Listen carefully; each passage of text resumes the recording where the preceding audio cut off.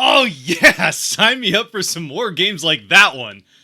What's cracking, everybody, and welcome back to Kraken R&R, where the Seattle Kraken beat the Nashville Predators 7-3. Okay, good, kids are still asleep. I mean, seriously, how much fun was that game to watch? Sure, it wasn't always perfect, and yeah, the new faster pace system hasn't always worked out for the Kraken here in the first few games, but there's always going to be some growing pains. And honestly, if they can continue to get more and more consistent with it as they get more and more used to the system, and we get to see more of that game happen the rest of this season, oh yeah, subscribe. By which, I mean, I'm subscribing to seeing some more of that. I didn't mean it as a shameless plug to subscribe to the channel, but I guess if you're here and you want to, go ahead and do that too. No, this is definitely what we were hoping to see from the Kraken at the start of the season, and yeah, like I said, it hasn't always been perfect, and it wasn't always perfect in this game. We'll get to that, another blown multi-goal lead, but yeah, we're starting to see some of what was, I don't know if promised is the right word, but what was expected coming into this season with the changes the Kraken made in the offseason. And look, obviously that's easy enough to say when the Kraken put up 7 points, even if one of them was an empty netter, on one of the best goaltenders in the NHL in UC Saros, and a Nashville team that added a whole lot of talent, though we talked about how that might be something that they're growing into as well here at the start of the season, getting used to a lot of new faces, guys learning how to play with each other. I mean, we saw that throughout the entirety of the inaugural season, so obviously a little bit of growing pains there. The Kraken probably got them at the right time. It's going to be a harder team to beat, I would say, when the Kraken face them the next 2 times later on this season. But even outside of the score, even if Saros had stopped a couple more of those, the Kraken were, for large chunks of this game, dictating the pace of the play, and it was a fast pace up and down the ice, getting a lot of rushes, creating some of those odd man chances that we saw, especially them create when they had so much success offensively in the second season. Although this time it seems like it's a lot more intentional to set up those plays. And obviously we're just 4 games into the season, so I don't want to overreact too much to even just the first 4 games, much less any one of those 4 games, even if it is the most recent and the most fun one that we've had so far. But it's something that we even saw in bits and pieces of the games against St. Louis and Minnesota. Not necessarily quite as much in Dallas. Dallas, I think, was pretty well able to shut down what the Kraken were trying to do. And we saw it maybe to some extent in parts of the second and maybe third period. The Kraken just weren't able to capitalize off of it, as Dallas was able to shut things down at least in front of their net. The Kraken really couldn't create any traffic in front of Dallas's net, but we certainly saw it in this game that had changed. The first 2 goals that the Kraken get in this game happened directly, or two of the first 3 happened directly because of traffic in front of Saros. So that's already an improvement, and even if it seems like a bit of a basic thing to get guys in front of the net, those are the type of things, some of those basics can be a learning process to figure out how to fit those things into new systems, and obviously against different teams it's easier than others. And certainly consistency is something the Kraken are still working on. This game was certainly the one where they spent the most time in the game, I'd say, dictating the pace of play and getting to play the style of game that they wanted to. We certainly saw it towards the beginning of the game in St. Louis, even the first 2 periods of, or against St. Louis, not in St. Louis. The first period and a half of that, the Kraken were really able to do that. Then there was those 2 minutes at the end of the second period that did not go their way, and the third really since those 3 goals after the Kraken went down 3-2, it seemed like they kind of reverted to some bad habits from years past. The Minnesota game, there's a little give and take there. Both teams had better parts of that game than others. Ultimately, obviously, the Kraken able to come out with 2 points in that one. And this one was the first one where, even though there were some problems in their end of the ice, still Nashville got a lot of pretty good chances, and thankfully Decord was on his game and really kept the Kraken in this one long enough where they could start to run away with it in the third period. But they were able to spend a lot more time keeping the pace of play fast up and down the ice, and especially against a team that might still be learning how to play together with a lot of new faces. Speeding up the game like that is just going to exacerbate any problems that they might have. Any miscommunications they have get a lot worse when you move things along faster. Anyway, what do you say we get into the game itself, where right away we get some good news as Vince Dunn is back out on the ice for the Kraken. He was a game time decision after missing the game in Dallas following leaving after a late hit in the third period in a game against Minnesota. But he's back out on the ice. Didn't fully seem like himself. I don't know if I'm reading into it too much. Maybe I am, but I'm sure he's also probably still feeling some of the effects of that big hit that he took that took him out of the one game on the second half of the back-to-back. Either way, good to see him back out on the ice. He played the entire game. That's some good news. Though I suppose if you did want to read into it a little bit more, the usual top pairing for the Kraken in Dunn and Larson, it usually soaks up at least more minutes than the other two defensive pairs. That's what we've been used to, and significantly more minutes usually than even the second pair. Didn't play as much as they usually do, and in fact played a fair amount less than the pairing of Montour and Alexiak. Now at the same time, it's hard to blame the Kraken for playing that pairing of Montour and Alexiak more and more each game, as they have been very good here over these last 3 games of the road trip. Even the game in Dallas where it was harder to pick out great performances from the Kraken, that pairing did play pretty well. And yeah, I mean, a defensive pairing is unlikely to carry you offensively. Sure, I think some of the offensive struggles of the Kraken may trace back to Vince Dunn, especially from what we saw when he missed the big chunk of the last few games of a big chunk of the end of last season. Anyway, that pairing has looked very good for the Kraken, and even just outside of how good Montour himself has looked in these first few games as a Kraken, he has significantly, I would say, elevated the game of Jamie Alexiak. Now, I don't want to give Montour all the credit for Alexiak playing much better, but these have been some of the best games Alexiak has played as a Kraken, certainly in a stretch here of a few games. And I am not as annoyed as a lot of people have been with Alexiak. I do think that each season he's kind of had a strong first half of a season and then a weak back half, or sometimes the other way around, where he's had a weak start of the season and then gets better in the back half of the season. For whatever reason, he just has not necessarily always been the most consistent performer for the Kraken, but he has been consistently quite good for them, at least in these last 3 games. The first game against the Blues was not his best, but I think there was some getting used to that new pairing of he and Montour. There was some learning there happening with the two of them. They even talked about that after the fact. So yeah, he and Montour have been looking very good. And even if Dunn and Larson were, or Dunn specifically, was fully healthy, they might still get more of the minutes. They have been that good. Anyway, back to the game, where also Decord is in net for this one. So far, it seems like they've just been switching back and forth between Decord and Grubauer, which is nice to see that they are actually getting to do a little bit of platooning. It's something they've tried to do for every season so far, and it's always come unraveled as one of the goaltenders inevitably gets injured. So, knock on wood, fingers crossed that that doesn't happen again this season. Still early on. But Decord, after a pretty good performance by Grubauer in Dallas, Decord was great for the Kraken in this one. And after a bit of a, I would say, back and forth start between the two teams, it is the Kraken who strike first early on as they get set up in the offensive end thanks to some very good forechecking from that fourth line, or the Gord line, whatever you want to call it. That line, which has been, I would argue, maybe the most consistent line for the Kraken. Not necessarily the highest top end, but probably the most consistent line for them so far through these first few games. They get into the offensive end, get things set up. They cycle the puck, get it up to Borgen, up by the blue line. He gets it down towards the top of the right face-off circle, or left face-off circle, depending on which way you want to look at it. But I guess looking towards Nashville's net, the left side. Anyway, Evans gets the puck towards the top of the face-off circle, skates a little bit out towards the boards, waiting for the right time to shoot, and then fires the shot. And with Tanev screening Saros so he doesn't see the shot coming, it finds the back of the net to give the Kraken the 1-0 lead, giving Evans his first of the season.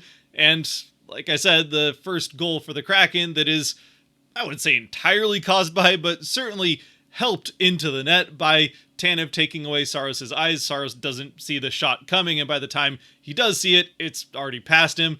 So the Kraken get out to that early lead, and from there they take momentum. And just like has been the case with all 4 now games of this Kraken season, the team that scores first also scores second, as the Kraken, I wouldn't say necessarily immediately grasp the momentum of the game, but they certainly are getting the better chances as we get closer towards the middle point of the period. And one of those great chances is a 2, almost 3-on-1 chance that the Kraken get coming down towards the Nashville end of the ice. It's Chandler Stevenson with the puck, with Bjorkstrand on the other side, and Alexiak following in with another Nashville player, though he's kind of hanging back, just, I don't know if running screen is the right word for it. Either way, It's essentially a 2-on-1 with Stevenson having the puck, Bjorkstrand on the other side, and seemed pretty obvious. I mean, we don't know Stevenson all that well just yet, but I don't know, maybe it was just the conditioned response of a Kraken fan who's watched every game over the last few years, but this just seemed like one of those 2-on-1s where it was being telegraphed the entire way that Stevenson was going to pass this puck to Bjorkstrand, no matter what the situation looks like, and sure enough, he does try to force that pass across, and I was ready to be very annoyed at the given up opportunity for a wide open, very good shot, but it works out as the pass gets through to Bjorkstrand. Stevenson is able to find that little gap. Bjorkstrand handles it once and then roofs it into the top of the net to give the Kraken the 2-0 lead. A nice pass, even if I was expecting the worst, and an even better shot from Bjorkstrand to give the Kraken that lead. Unfortunately, it's not a lead that would last. I mean, it would last a few more minutes. Things even out. The momentum for the Kraken is kind of killed off by the Predators. And then as we get into the back half of the second, the Predators start to kind of turn the momentum back in their favor for one of the rare times in this game that I would say they really were for a significant chunk of time getting the better of the Kraken. And eventually it's, of all things, a one face-off for the Kraken in their end of the ice that they then aren't quite able to clear all the way up along the boards from the far side across the blue line. It gets stopped by Nashville, worked back down towards the net, and then there's just some chaos in front of the net, a couple nice handles later, and a very well-placed backhand shot that Decord isn't quite able to react to in time, and that makes it 2-1 Nashville.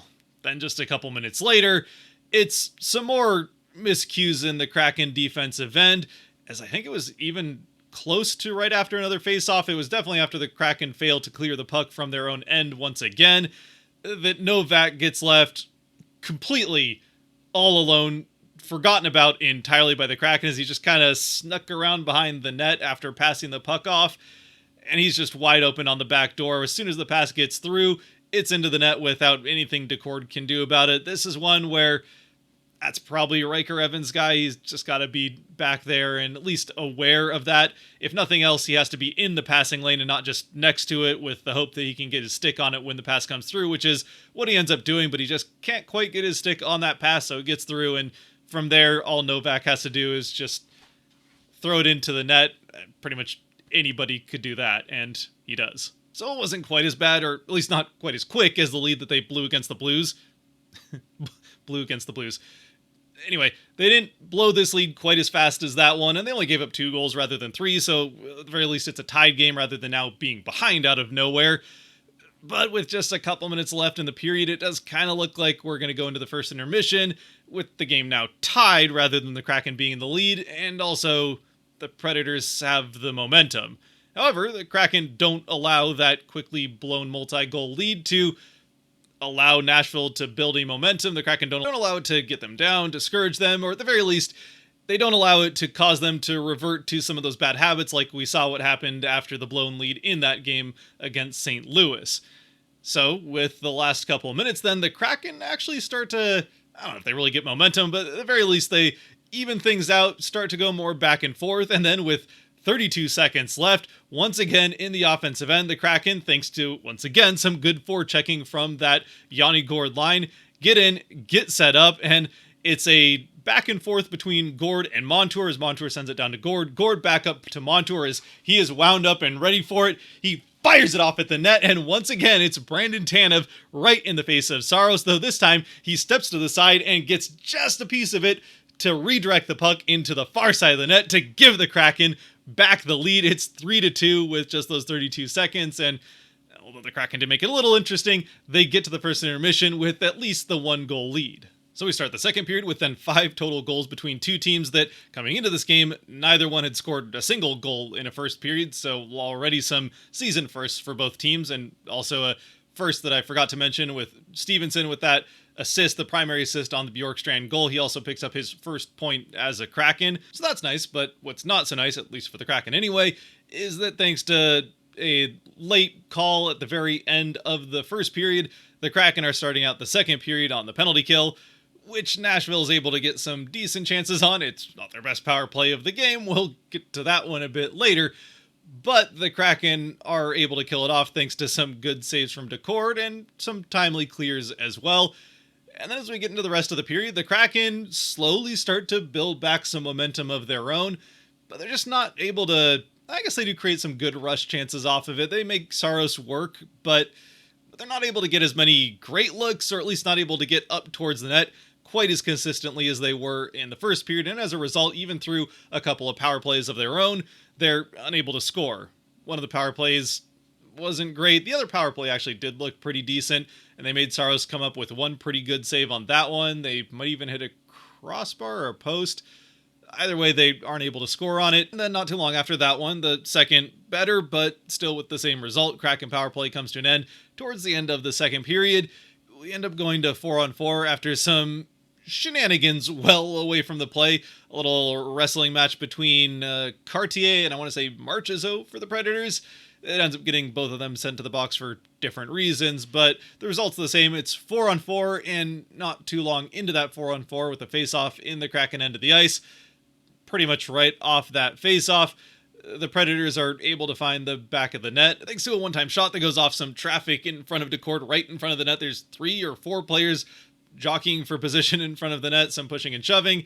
The puck goes off of all that chaos and is found by one of the 2 Predators players, who peels himself away from that chaos, picks up the puck, turns around, and fires it right into the top corner of the net before Decord has really any chance to react. He actually almost gets to it. It does end up going through his armpit, even hitting his armpit, but ultimately ending up in the back of the net nonetheless.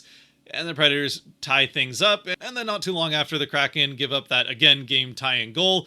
They go to the box again, which means we get about a minute of 4-on-3, and then we're going to get a normal power play for another minute after that, which will pretty much round out the second period. And this is the power play, both parts of it, that Nashville very nearly takes the lead, and it turns fully into the Joey Decord show, as over the course of these 2 minutes, with the eventual adding of 2 more players into it, 1 on each side. Yeah, over the course of this power play as a whole, the Predators get, depending on where you look, because different places measure it differently, between 1 to 1.5, even a little bit more than that, expected goals worth of grade A chances, and most of it happens all in one sequence towards the middle of the power play, as they get a pass across from one side, kind of around the face-off circle, down to the other side for a almost completely unmarked Philip Forsberg, which is very much not the player on the Predators that you want to leave unmarked on the back door, but Decord is able to read that just well enough to make the full splits diving foot save on the following Forsberg shot, and it barely goes off the top of his pad as Forsberg just isn't quite able to lift it enough. Still, the rebound goes right back out to Forsberg again, and he fires off another shot, which he is able to lift a little bit more, but this time Decord is able to get more of his upper body to that side and gets just enough of it with either his blocker or maybe it was the shaft of his stick. Either way, it goes off of him somehow, through his armpit and out the other side, avoiding everything entirely. And fortunately, by the time that it does get to another Predator player, Decord is able to reset a little bit so the Predators don't get another second rebound opportunity. So already 2 incredible highlight reel saves from Decord on Forsberg, but it's not over yet, as although a second rebound chance doesn't happen right away, pretty quickly afterwards, that puck is collected by the Predators and fired up into the slot for a one-time shot, which fortunately misses the net. Maybe someone in front got a piece of it, but it bounces off of the end boards back over the net right into Decord's back, but he is once again able to read everything going on,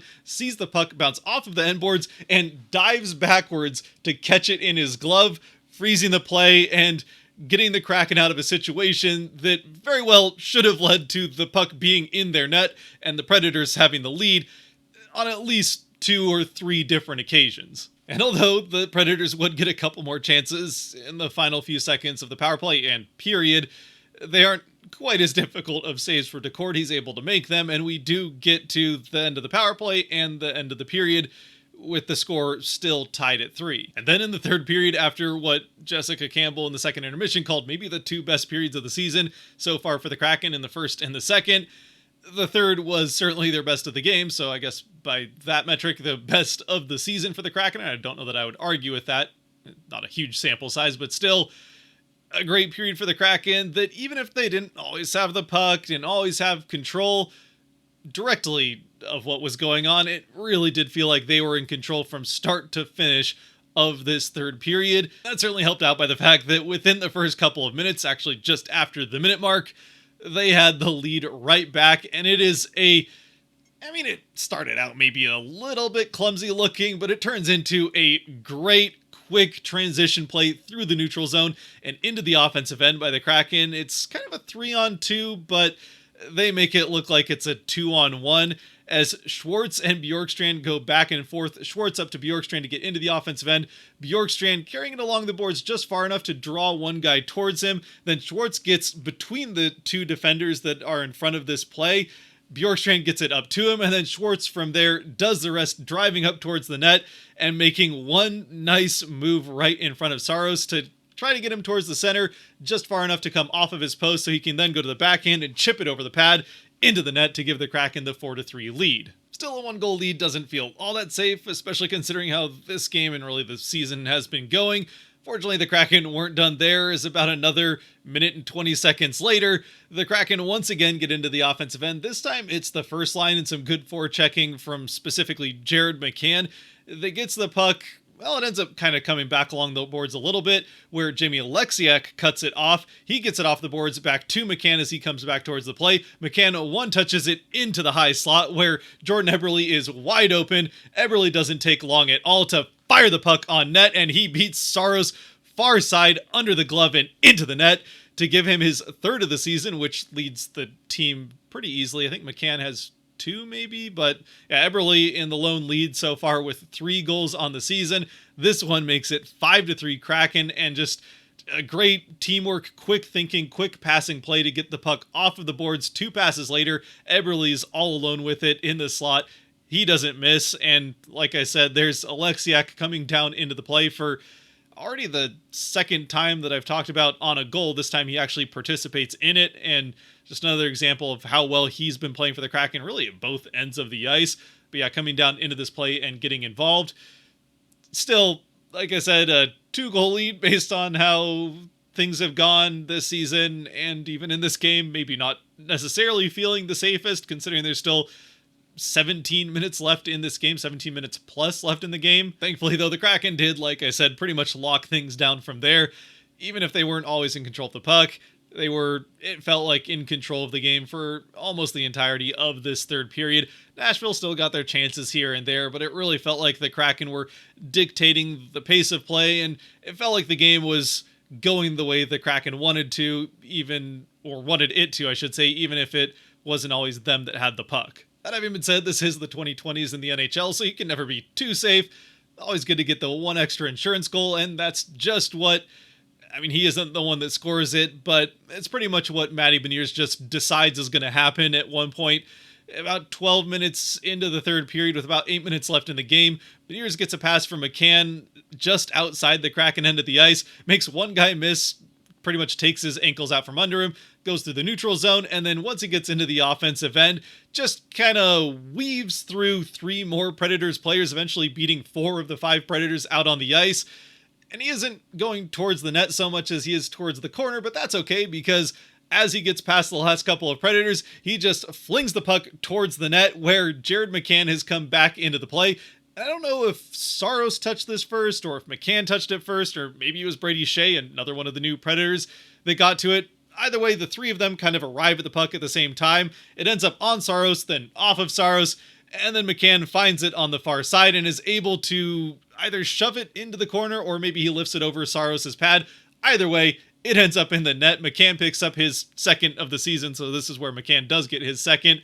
Beniers, though, is the one that makes this all happen, goes coast to coast for a highlight reel primary assist, and shows off why this faster paced, more, especially when the Kraken can dictate the flow of play, but this more spread out north and south style of game is exactly the style of game that I think will benefit his offensive capabilities more so than the dump and chase, more physical forechecking style of offense that they were running in the Hackstall offense. Now, obviously, Beniers had that great season in his rookie year, but that was also the season the Kraken just managed to find a way to create a lot of those breakout chances, and Beniers was very good when they were able to do that. So if they can actually have a plan to do some more of that, consistently do more of that north and south style of offense, I think it's going to suit Beniers pretty well once we get a little bit more into the flow of the season, and this was certainly an early taste of that at the very least. And honestly, even outside of his offensive capabilities and this play, he's been very good in the Kraken defensive end and very good on the back check, as we've kind of come to expect. It just doesn't show up on the stat sheet or look as flashy as plays like this one do. So then at that point, all that was really left to do in this game was, play the last few minutes. You never know, I suppose, if maybe a miracle does happen and Nashville does come back. Kraken have had some questionable moments in their own end of the ice, but they really did have things locked down in this third period. They were playing, maybe not flawless hockey is probably being a little bit generous, but it was their best period of the season and most consistent, most disciplined period of the season so far. And then Nashville, who has had a tougher start to their season, showing some urgency to get things turned around, even if it was maybe a long shot, pulls the goaltender with almost 4 minutes left in the game, I think, maybe even over 4 minutes left. They pull Saros to try to get things going, try to get back into the game. And although they never really get all that close to scoring even their fourth goal to bring to within 2, it did offer an interesting few minutes for Kraken fans, as everybody is waiting for the time where, and it feels like it's inevitable, eventually Decord is going to hit an empty net and get that goalie goal, but he never ends up getting that chance. Eventually the empty net is hit by the Kraken. It's Adam Larsson, and there were some questionable moments of guys overthinking things and not just clearing the puck out of the offensive end when they had the chance, trying to set up a goal rather than just dump it down and deal with it later. Either way, the point is, eventually Adam Larsson does hit the empty net. And I'm not going to lie, great to see Larsson finish it, put the game away. But when Larsson had the puck, there's nobody around him, nobody even around Decord for that matter. I was kind of hoping that he would just pass it back to Decord, and I don't think I'm alone here in that even if it's not the ideal play, it would maybe look a little bit unsportsmanlike if you're more of an unwritten rules type of person. But it definitely would have been the fun thing if Larsson had passed it back to Decord so Decord could shoot it at the empty net. Either way, Larsson does the smart and more sportsmanlike thing, I suppose, and does it himself. Bullseye from 150 feet away. Kraken end up winning this one 7-3. Almost made it 8-3. They did get one more pretty good chance back at 5-on-5 in the last minute or two, but yeah, 7-3 is the final score. A great game for the Kraken, and maybe their 3 best periods of the season so far. I would say certainly the third is their best of the now 12 periods of regulation that they've played. And with that all being the case, and since I've already talked about this game a fair amount, when it gets to the 3 stars, a game like this is one where it is really hard to narrow it down to just 3 guys. They had, I want to say, 5 different players that had multi-point games. Bjorkstrand had a goal and an assist. McCann had a goal and an assist. Stevenson had his first 2 points, both assists for the Kraken. Montour had an assist of his own. Tanev had a goal and, I guess not technically an assist, but a pseudo assist with the screen there. Alexiak had 2 assists. Beniers, obviously, that incredible play. And Joey Decord, a night that, even if it didn't end up being all that necessary, I actually don't even know if you can say it wasn't that necessary, because some of the goals that he saved, some of the big saves that he had, especially that series that he had at the end of the second period, if any one of those goes in, then we go into the third period with the Kraken down and Nashville able to play a little bit more defensively. Now, who knows if the Kraken are still able to get through that and get a goal, tie things up. Maybe the third period still plays out similarly and the Kraken come back to win it, but they'd be in a position where they would have had to come back to win it in the third rather than a little bit more even footing. And obviously they're able to take advantage of that pretty well to set themselves up for the win early on in the third. Either way, plenty of options to go with in this game. I don't think that there's a wrong one among them. And obviously, again, as always, the 3 stars brought to you by the patrons over on Patreon. If you want to help decide 3 stars, especially in a game like this one, where, again, there are plenty of guys to choose from, you can help support the channel a little bit more than you already are by watching to this point by going to the link down below and helping support over on Patreon as well. Keep these R&Rs coming. And yeah, first star, Patreon agreed. It's got to be Joey Decord. Again, I know it's a 7-goal game. The Kraken win by 4. Even without the empty netter, they double Nashville's score. So, not necessarily one where you'd typically think the goaltender was the difference. And even with the way the Kraken played the third period, I don't know if he necessarily was, but he had a great night. Even just that one sequence alone, or that whole power play for the Predators at the end of the second period, I think earned him a star almost by itself, I should say. So Decord, easily the first star. Second star, this is where it does get a little bit harder to pick between multiple guys with multiple point games and other guys that played well, even if they had just 1 point. In the end, I am going to go with one of the goal and assist getters in this game in Jared McCann. He had a fantastic night, obviously the goal and assist, but yeah, I mean, McCann is one of those players that you just know in a game like this, he's going to shine. And I don't know how much more there is to say about McCann's game. He had a very good one, obviously able to finish that play that Beniers set up. I mean, it's a great play from Beniers, but it doesn't end up leading to much of anything other than some oohs and ahs if McCann doesn't do the right thing and go to the net to be ready for something to happen in front of it, which is exactly what happened. And then obviously being a part of that quick passing play that got the puck off the boards from Alexiak to find Eberle wide open in the slot. So good play there. And just in general, that line looking really good with Wright at the center of it between Eberle and McCann. I mean, we haven't seen Wright score yet, but it seems like it's a matter of time. Eberle, for whatever reason, this is the first year with him as a Kraken where he hasn't been snake bit at the start of the season. So he gets his third goal of the year. But with the third star, I don't know if this is going off the board since I've already mentioned him a couple of times. I feel like if not for just the body of work of the last 3 games, it's still a great game in this one. Maybe I should say, maybe if not just for this game, as a body of work for the last 3 games he's played, Jamie Oleksiak is absolutely deserving of a third star here.